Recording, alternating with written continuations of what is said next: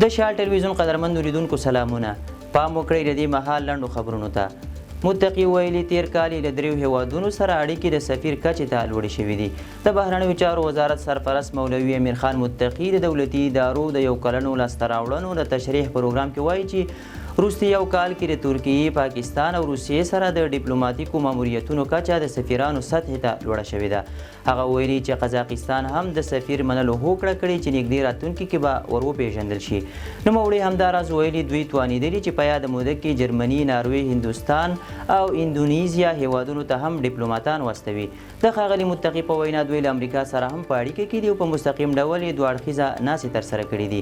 نوموړي ټینګار وکړ چې افغانستان د متوازن سیاست په رڼا کې د امریکا په ګډون له ټولو هیوادونو سره د مثبتو اړیکو غوښتونکی دی. نږدې راتلونکي کې به د جرمني بون ښار کې د پاسپورټ چاپ لړۍ بیرته پیل شي. د طالبانو حکومت بهرنیو چارو وزارت په یو اعلامیه کې ویلي چې ټاکل شوي اروپایي هیوادونو کې د میشتو افغانانو لپاره راتلونکي کې د المان هیواد په بون ښار کې د پاسپورټ چاپ حوزه له 4 کلن ځنډ وروسته بیا فعاله شي.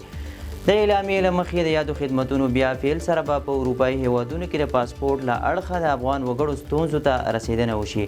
اعلامیه کې همداراز راغلي چې اوس مهال د قونسلي چارو ریاست د 9 ډوله مصدقه سندونو تصدیق خدمتونه ترسره کوي، په داسې حال کې چې یاد شمېر پخوا یوازې 9 ډوله سندونه وو.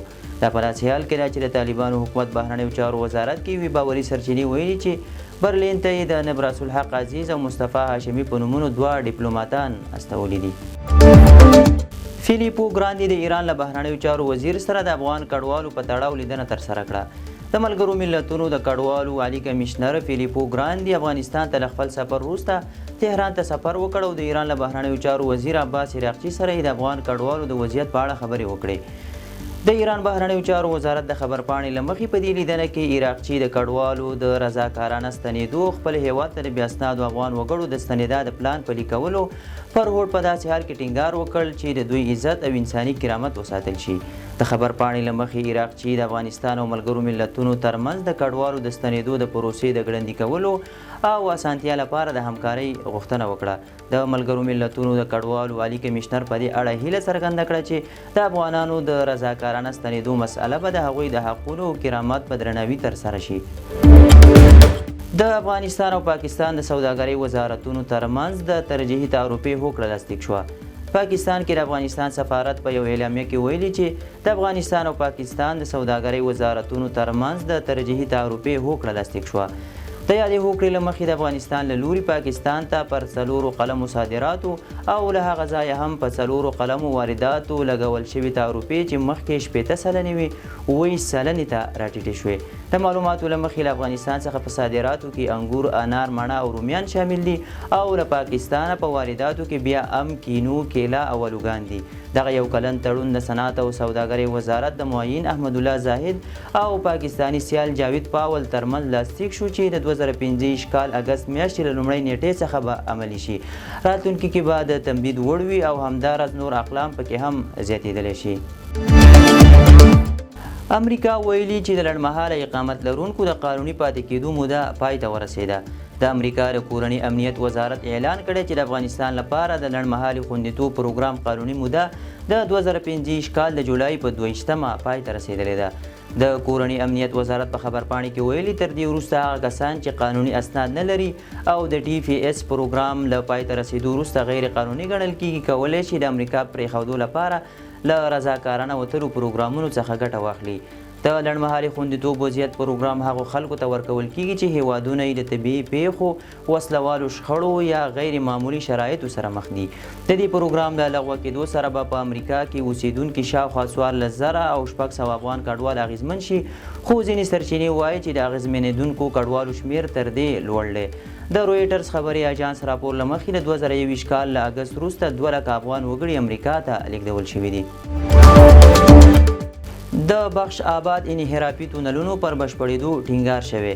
د اوبو و انرژۍ وزیر ملا عبداللطیف منصور د فراه ولایت بخش آباد بند رغولو چارو څخه د لیدنې پر مهال د دغه بند د انحرافي تونلونو چارو په ژر بشپړېدو ټینګار کړی. د یادونې وړ ده چې د یادو تونلونو چارې له 15 اتیا څخه تر 90 سلنې پورې ترسره شوي دي چې له بشپړېدو وروسته به د خاورین بند چارې هم پیل شي.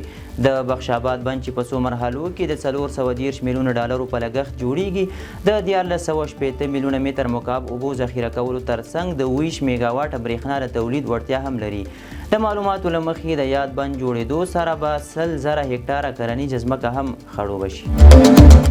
فزیشکیان له اسرائیل سره جګړې ته چمتووالی ښودلی. د ایران ولسمشر مسعود پزیشکیان وایي هیواد اسرائیلو سره جګړې ته چمتو دی او خپل اټومي پروګرام نه ځنډوي.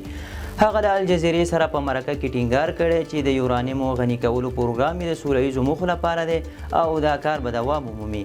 د نوموړي په وینا چې ایران د اسرائیلو د هرې نوي پوځي اقدام لپاره بشپړ چمتو دی او ځواکونه یې تیار دي چې بیا د اسرائیلو دننه سخت بریدونه وکړي. د ایران بهرنیو چارو وزیر سید عباس عراقچي هم فاکس نیوز سره په یو تازه مرکه کې ویلي چې د امریکا وروستیو بریدونو د ایران اټومي تاسیساتو ته جدي او پراخ زیانونه اړولي، خو سره له دې ټینګار کړی چې دا پروګرام به ونه درېږي. عراقچي زیاته کړې چې د غني کولو پروګرام ورته ډېر ارزښت لري او اوس د ملت د ملي غرور یوه برخه ګرځېدلې چې په هیڅ قیمت نه تیریږي. دا څرګندونې وروسته له هغې کېږي چې وړاندې تر دې اسرائیلي رسنیو پر ایران د یو بل برید په اړه د تل ابیب د چمتووالي خبر ورکړی و. ترکیې په مستقیم ډول د سوریې ملاتړ ته راودانګل. د ترکیې د بهرنیو چارو وزیر حاکان فیدان په انقره کې خبریالانو ته ویلي چې ترکیه به د سوریې د ویش د هر ډول هڅو مخه ونیسي او که اړتیا پیښه شي مستقیمه مداخله به هم وکړي. نوموړي زیاته کړې چې د سوریې ویشلو هڅې چې ترکیه د اسرائیلو اساسي هدف ګڼي د منلو وړ نه دي. د هغه په وینا هر ډول پلان چې د سوریې د جغرافیې تجزیه کولو ته لار هواروي د سیمې ثبات ته جدي ګواښ دی او ترکیه به مقابل کې چوپه خوله پاتې نشي. دا څرګندونې په داسې حال کې کېږي چې ترکیه په سوریه کې د کوردي ځواکونو د کنټرول لاندې سیمې او کوردي ځواکونه د خپل امنیت لپاره جدي ګواښ بولي او څه موده وړاندې په شمالي سوریه کې پوځي عملیات هم ترسره کړي وو. ټرمپ یو ځل بیا د یونسکو له سازمان څخه د امریکا د وتلو پریکړه کړې. د امریکا ولسمشر ډونالډ ټرمپ د دویم ځل لپاره د ملګرو ملتونو علمي، کلتوري او تعلیمي سازمان یا یونسکو څخه د امریکا د وتلو پریکړه کړې ده. سپینې ماڼۍ په یو اعلامیه کې ویلي چې دا ټولنه د تفرقه اچوونکو اهدافو او د اسرائیلو ضد دریځونو پر هڅولو تورنه کړې او څرګندوي چې په یونسکو کې د امریکا دوامداره ګډون د دې هیواد د ملي ګټې پر ګټه نه دي. د خبرپاڼې له مخې له یونسکو څخه د امریکا وتل به د 2006 زیږدیز کال د دسمبر په 1 پلی شي او تر هغه وخته به امریکا د یونسکو بشپړ غړی پاتې وي. ډونالډ ټرمپ د خپلې ولسمشرۍ په لومړۍ دوره کې هم د یونسکو له سازمانه د وتلو پریکړه کړې وه، خو پخواني ولسمشر جو بایډن بیا بیرته لغوه کړې وه. ټام باراک ویلي چې که احمد الشرع د اسلام پالو ډلو له نظریې سوریه ونه ساتي تجزیه به شي. د سوریې لپاره د امریکا ځانګړي استازي ټام باراک ویلي که احمد شرع ټول شموله سیاستونه غوره نه کړي د نړیوال ملاتړ له لاسه ورکولو او د هیواد د تجزیې خطر شته. هغه خبرداری ورکړی چې د احمد شرع حکومت ممکن د افغانستان او لیبیا برخلیک ته ورسیږي. باراک ویلي په خصوصي خبرو کې ولسمشر شرع ته مشوره ورکړې چې د پوځ په جوړښت کې بدلون راولي او د اسلام پالو د نظریو له تحمیل څخه ځان وساتي او د سیمې هیوادونو امنیتي مرستو ته مخه کړي. دا په داسې حال کې ده چې سوریه تازه له جګړې راوتلې او د سوریې ولسمشر احمد الشرع منځلارې تګلاره خپله کړې، خو لا هم پر وړاندې یو شمېر ننګونې شتون لري. د شاه ټلویزیون قدرمندو لیدونکو دا د دې مهال لړ او مهم خبرونه تر بیا ښه وخت.